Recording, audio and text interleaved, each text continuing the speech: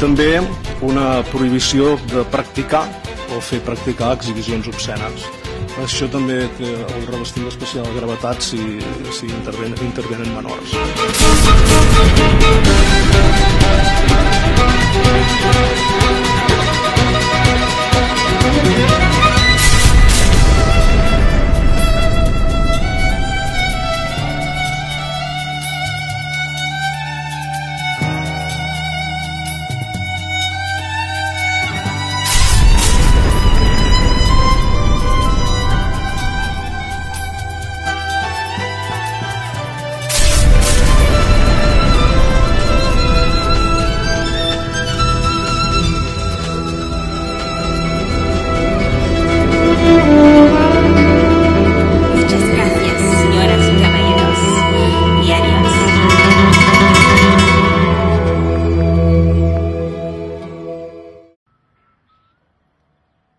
La mítica discoteca d'Olot Cràters tancarà les seves portes definitivament aquest any.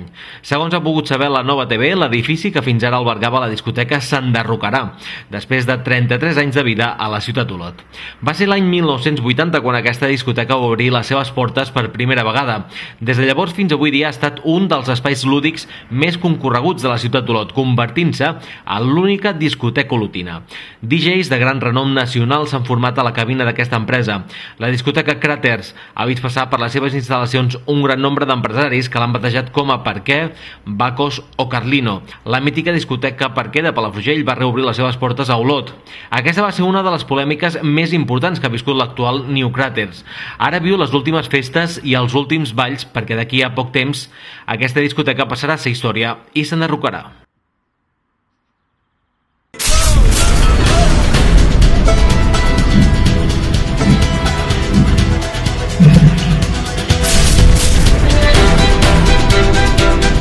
Introduint també una prohibició de practicar o fer practicar exhibicions obscenes.